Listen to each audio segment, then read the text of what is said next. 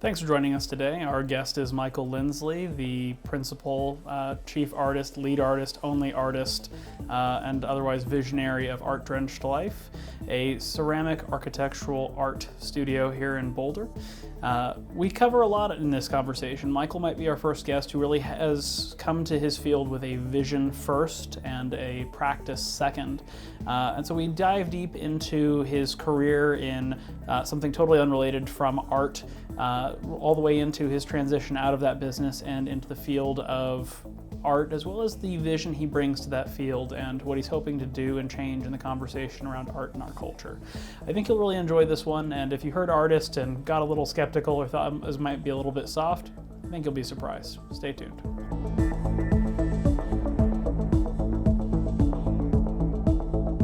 Well, thanks for being here with us today, Michael, and taking the leap. Can you tell us a little bit about yourself, where you're from, what you do, and what your business is? Yeah, well, thank you for having me. A little bit about myself is complex. Where I'm from begins with England. Then I came here in 1979, actually. I worked in IT, I worked for tech companies, I started my own business, I grew a consulting company, and then eventually I succumbed to ceramic fever, which is a whole another story. The short answer is I've been everywhere and done lots of things. Sure. So, I mean, there's a lot to unpack there. I guess the immediate question that comes to mind, since you say the kind of beauty or art are kind of missing from American life largely, did you just hop right across the pond to make the world a more beautiful place? How did you get here? Aside from the obvious joke about a plane, of course not. I came here for money, adventure, and, well, girls. Well, I did. I came here for adventure. I found England to be stultifying, rigid, and even though I was well positioned within the context of that particular society by education and accent and all the other markers that matter there, it didn't suit me. It was like a pair of socks that were too tight. So I came here for freedom in a non-political sense, personal freedom, to do whatever I wanted to do, have it not matter in a sense, and be whatever I wanted to be, which was never a professional Englishman in America. Fair. Although I'm guessing you get typecast that way occasionally. When people pick up on the accent, after they've gone through the guesses of Australian, South African, New Zealand, and Canadian, and they decide I'm English, yeah, there's some of that. But that only really comes out after a couple of gin and tonics. Fair, very fair. So you come to the United States. It's for adventure, as you put it. Did you come over as an artist originally, or were you doing something else? Not at all. I actually had a cunning plan. I worked for an American company in London, Honeywell Information Systems. I came over as a systems engineer, a software engineer. They gave me the most fantastic job I could have asked for, especially for my personality type. I had to work for them for 6 or 7 hours in a data center, and they gave me these $10 million mainframe computers and said, do what you like, learn what you like, as much as you want, out of office hours. And I was like, wow, kid in a candy store. So I learned everything I could learn about mainframe computers, languages, operations, the works. I bounced them, I wrote primitive, hilarious viruses. It was just a great job for me. So when I came and interviewed for a job with Honeywell here, I was the most ludicrously overqualified applicant they had ever seen. So of course, they asked me, where would you like to work? And because I had absorbed some propaganda, I said, anywhere but California. And they sent me to Los Angeles. The military mindset is a wonderful thing, and Honeywell was pretty much military at that time. Okay, so you come over from England as a software engineer. As a software engineer, and how does one become an artist from that? Because software seems like a very differentiated part in that right brain, left brain sort of way. People say that, and this is one of those, I think, false dichotomies. Like you can't be an artist and logical. That can't be true, or that there's such a thing as work-life balance. That's just garbage. It's all life. Everything. It's all work, it's all creative. What do you bring to it? I think that software coding, systems design, all that stuff is insanely creative work. You have to take in a lot of information from the surroundings, in this case, people, businesses, and systems, and create a new thing, a genuinely new thing that has never been done before, every day. How is that not creative? I think it's insanely creative. Now, you do meet some rather unusual human beings in that line of work who are on various places on the spectrum, if you will. But it's a creative thing entirely. So how did I get from there to artist is a long journey. I worked for hardware companies, I worked for software companies, I worked for a consulting company, thought, this looks easy. So I started a consulting company. I grew it up to about 30 people. It was based in Long Beach. It was officed above a bar called Panama Joe's, which was pretty awesome. I worked in aerospace, law enforcement, shipbuilding for the Navy, distribution, healthcare, you name it. I worked in a lot of things, so I saw a lot of things. It was intensely interesting to me until suddenly it wasn't. Now, what did that feel like, or how did you know that? I got fed up with the people. This sounds bad, but I kept solving the same problems, and they weren't technical problems. They were people problems. At the level that I was operating, it was now management consulting. And it was like, where are the bodies buried? What do you want the system to say or not say? I would get major tire companies saying, you can't print these reports because they show the truth. And it's like, that's not me. One thing about me is that I'm compulsively honest and possibly not guarded enough in my speech. So that became wearisome after a while. And I thought, all right, well, maybe I'm just not enjoying what I'm doing in this lifestyle at that moment. I weighed 250 pounds. I was married to my business partner, who was in fact married to the business, not me. And I decided to blow it all up and walk away. And if I didn't get a penny or didn't do any of this again, that was fine by me, with the words of Martin Luther King Jr. ringing in my mind, free at last, free at last, free at last. So I walked away from it all. Worked out okay. I did a little bit of independent consulting, which was easier than managing a firm, as I'm sure you understand. And I'd always loved pottery. I'd always loved clay, even as a child. I still have the first pot I ever made, the age of 8. I still have it. It's essentially this. It could be.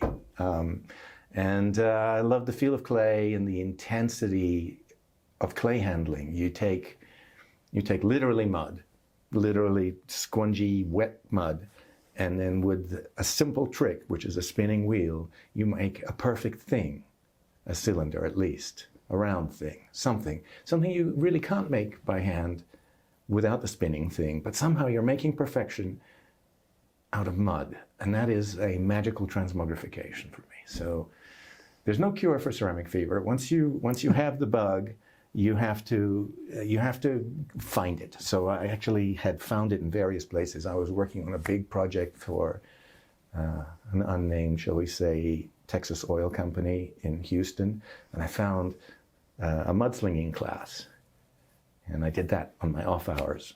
And so it was like I reinfected myself with the clay virus, and I came back to Los Angeles and found another studio, kept teaching, learning. It's all self-taught. So when I said teaching, I meant teaching myself. Probably not clear. And I just love it. I just loved it. Started selling it here and there in galleries. Not much, just some. And still doing some consulting, thinking that one was legitimate and one was not legitimate, because my parents had always told me that the only adjective that went in front of the occupation artist was starving. And so I had internalized that message to some extent. But finally it was like, no, I really like doing this. And so that's what I did. It's not a great narrative arc, I'm sorry. No, but it's interesting because you went from having what people would probably consider an American success story. You are an immigrant. You're working in a number of industries. You're living a Forrest Gumpian bounce between different worlds and places in life. It was a high life, to be fair. Sure. Yeah. Well, and for all that, I'm sure way more fun than other versions. Of the immigrant story, anyway. Sure, yeah, absolutely. But I mean, you've gotten to a 30-person company, and you get to the stage where you just decide you're going to walk away, which is huge, right? That's not a decision many people can make, or are in a position to make, or are comfortable making. And then you don't walk away entirely, but you find yourself, I guess, falling in love with something or getting the bug, as you put it, such that it eventually threatens to take over your professional life, as it were. In a way, yes. Yeah, I don't know if threatens is the right word. It's just a creeping shift of, I really want to do this thing. Sure. Yeah. So what ended up being the moment that took you from doing the professional work to doing the starving artist stuff? It's not meaningful, but I will share it with you. Sure. I was organizing a tech conference or something like that in LA, and my soon-to-be ex-wife called me from Phoenix or wherever the hell she was and said, make sure you put this table here and put that thing there. And it's micromanaging nonsense. And I just snapped. I said, I'm not doing this anymore. Goodbye. And that was it. So you just truly walked away at that point. I truly just snapped. Yeah. So then where are you, right? You wake up the next day, you're no longer a professional, or you're no longer in the business. So, I mean, what does that look like, or what does that feel like? First of all, there's lawyers. Sure. That's the American way. Yeah. Some accountants are involved, and you just walk through those processes and divest yourself of those interests and energies. And then just move out into the world. I always have had a fairly unconventional attitude towards work itself, that it is not a desideratum in and of itself. It's just a thing that you do to achieve an end. Sure. It's not holy, and it's not worthy. It's just a thing. So when I was between jobs, which I did very, very frequently in the early stages of my career, I'd go to the beach. And then I checked my answering machine every evening to see who had called me for a job. And that's very relaxed. So that's what I did for a while. I went to the beach. I surfed a lot. And just checked the answering machine to see if the lawyers were done or not. That's right. Then you get, I mean, you surf a lot, you're on the beach a lot, and eventually this exit is done. Right. So then where are you? What are you doing? Well, it's going to sound pretty shallow, but I'm having a lot of fun. I mean, I can't blame you for that. So I'm wandering around LA, the beaches, the mountains, the deserts and whatnot, having fun with, people. And I guess, okay, so here's the narrative arc of my life. I am a gifted opportunist. Sure. I wait for something to come along that interests me, and then I do that thing well. And so that's what I did. That's how I got every job, or every opportunity in my life. Is something interesting would come along, I could make some claim like I can spell that thing, and then I'd swing at it and do it for a while. And so it was with art. So what was that opportunity? What did it look like or sound like, or what was it? I went to a class up in the Idlewild School of Music and the Arts. It's up in the mountains to the east of Los Angeles. It's very remote. It's for gifted children, but they do summer, 1 month to 2 month classes. And I went to a ceramics class in all the myriad things of ceramics, and it was like, this is great. I want to do this, and that's what it was. So you go take this course, and then did you just go open a studio? Did you just start doing it? No, I went to galleries and said, here's my stuff. And what was the response? Would you please sell it? At first, not much, and gradually more and more. Yeah. Okay. Yeah. But we're not in Los Angeles now, and you didn't fly in for this conversation. So how does one go from the LA art scene to Boulder, Colorado? Again, leaving aside the obvious jokes. Well, Well, I guess that's more personal reasons, arising out of the marriage and the desire to be near grandchildren and that kind of stuff who are located in Denver. So closer, but not too close. Sure. As referencing earlier jokes.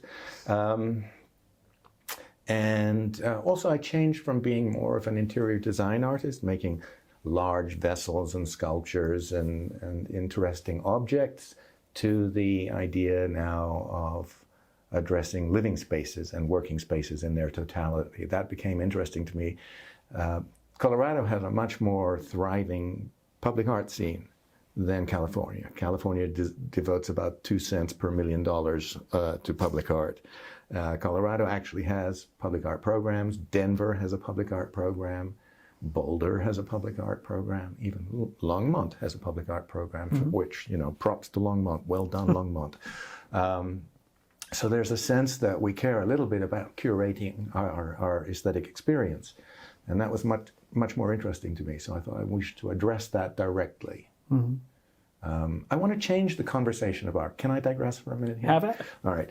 The conversation about art is an elitist one. We have work, we have craft, and we have fine art. And they are very different realms. And I think that that's an absurd delineation of a Venn diagram, if you will. Objects can be in all three of those categories.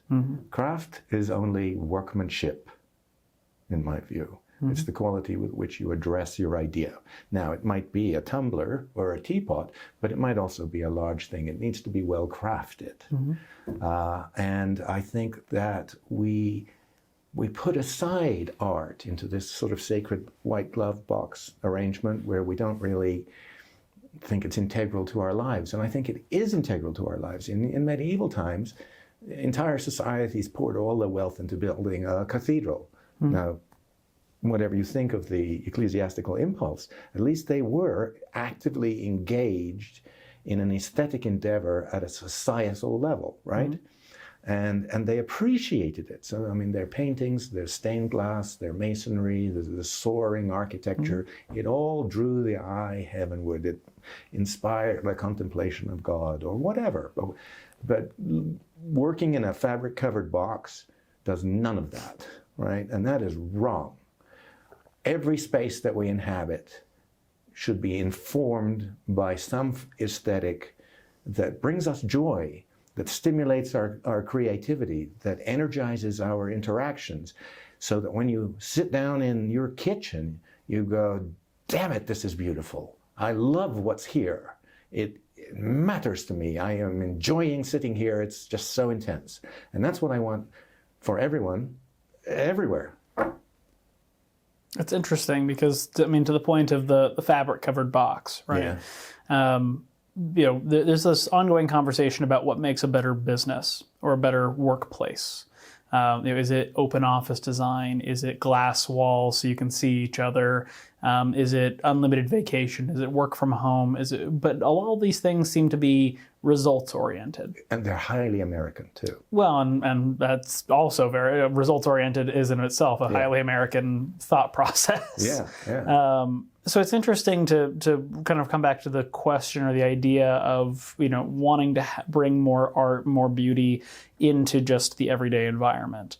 I guess the point that comes in kind of curious here is you talked about going from a transition of doing more interior pieces, the sculptures, the vase, whatever that is, to, as you described yourself, being an architectural artist. Yeah. So is that where that comes from? Is it the desire to shape the totality of the environment rather than putting kind of spots of light in an otherwise dark space? Happy to do both, obviously, but I really want to address the systems. I've always been a systems guy, so living systems and working systems need to be addressed aesthetically as well as functionally, as well as from a results point of view. So many of the things that you just mentioned are such obvious garbage that it's hard for me to believe that any consultant ever got paid for suggesting fabric-covered half-height cubicles or glass office partitions as a solution to anything. It's an irrelevance and a foolish one. Sure.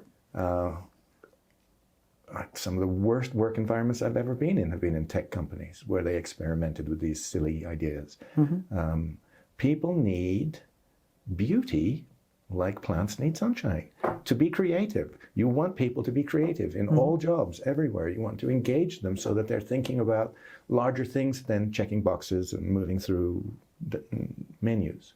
You want them to be, I love doing this, and I love being here. It's interesting because the two contrasts that I've experienced in my own life. On one hand, at one point in my life, I was a federal employee. And as a federal employee, you deal with a lot of brutalist design and architecture. It's all about concrete, flat walls, and minimalist cost and design. It's all about function, or the form follows the function. On the other hand, I historically worked for financial firms and tech company. And in those places, I would go to these massive, beautiful campuses, right? A place that would be the multi-million-dollar headquarters of any medium-sized business or regional business, but these are Fortune 100 organizations. And they have beautiful features, or they've been designed deliberately to evoke something. It's a very futuristic campus, or it has a lot of courtyards with cherry blossoms or all of that. And it seems like everybody is actively avoiding the parts that should bring out that component, right? Those courtyards are empty. The common space, or the big open office designed space with a lot of beauty, is vacant, and everybody seems to have gotten sucked back into the cloth-covered box, the cubicle world, or into their little private sanctuary. So where is the, I guess, cultural disconnect there, where you're trying to bring beauty into spaces that maybe are avoiding them for whatever reason, or culturally are avoiding them? That's a great question. I don't have an easy answer for that one because I'm baffled by that impulse. As I said, I want to change that conversation, and it's a cultural conversation. That highly focused bottom line orientation doesn't have any headspace for these other things. They're ephemera to a balance sheet, right? But I think that, as Silicon Valley has proven, if you want top quality people doing top quality, and I'm going to say creative work, I say systems work is highly creative, they gave them scooters and free lunches and others. That's great. And if that works, great. But I say, no, there's more to it than that. And scooters are silly. The new Apple campus, for example, the giant spaceship, the giant donut, is an excellent example of somebody really putting some effort into that. And yes, it costs billions more than, well, I don't know how many, but a lot more than any conventional office building. But I know that I would be proud to work there. And that means something. If you want me to work for you, and let's assume I have something to contribute here, that's a better lure than anything else. Sure. So let me ask then, or coming back to kind of the narrative here. You've moved to Boulder. You've done gallery work. You've done installation pieces. So what does the business of a ceramic artist look like? Well, in my case, it involves BNI. Sure. Business Networks International. I'm a huge fan of that organization because it is a networking system that is based on getting to know, like, and trust people.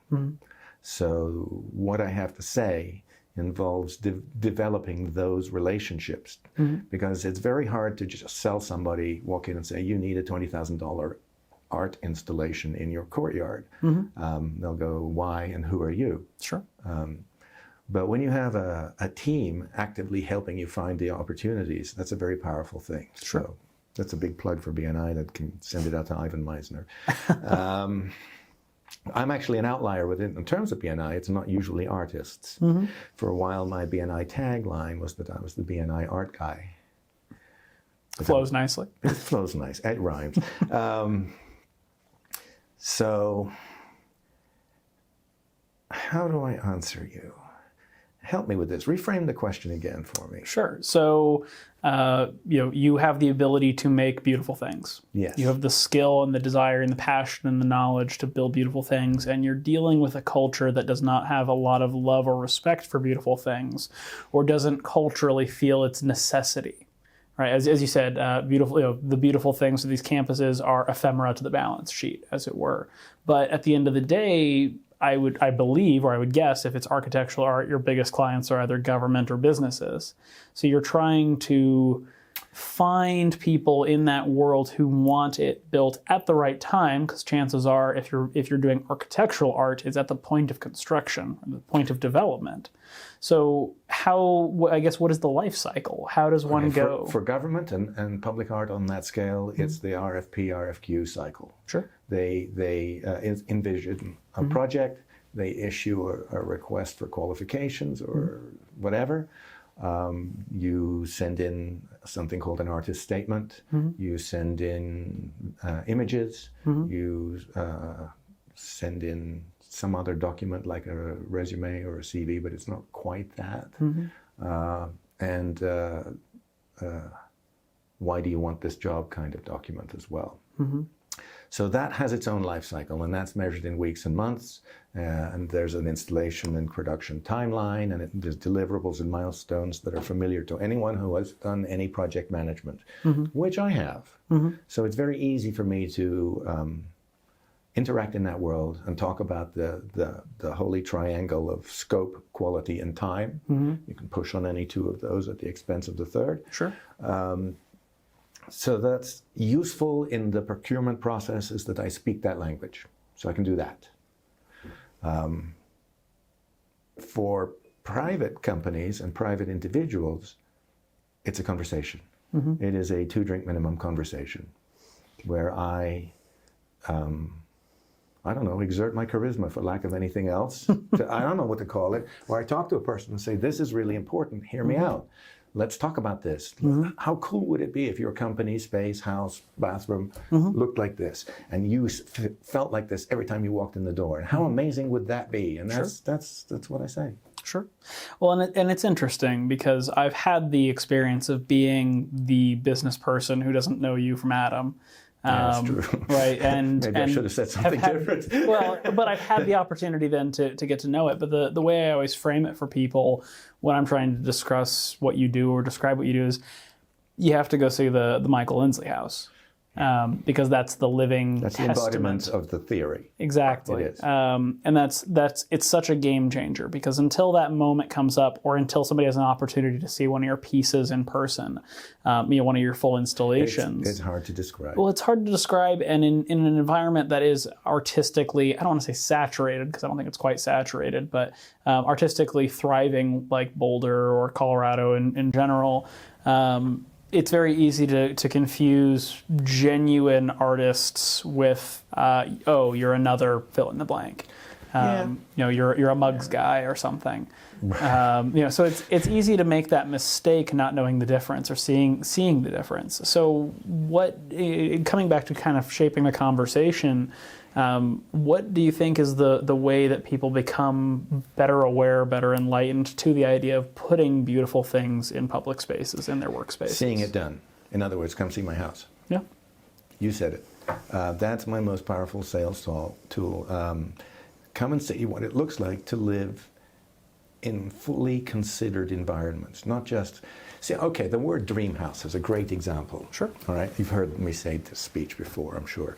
Many people say, I built my dream house. It has 5 bedrooms and gold sinks and faucets and can have a 5-car garage and an RV, and it's got a swimming pool, and there's a man cave, and all that's great.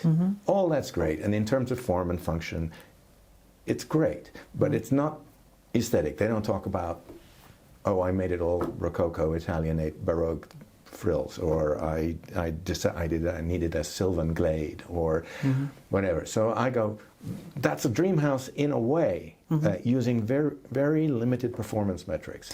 Yeah, I mean, that's a dream house according to Zillow. Yes, yes. Now, to me, is a dream house that literally energizes you, takes you up in the morning, out during the day, welcomes you back in, functions fully, has integrated systems, that isn't just an 1890s box that's been updated. Okay, it's literally,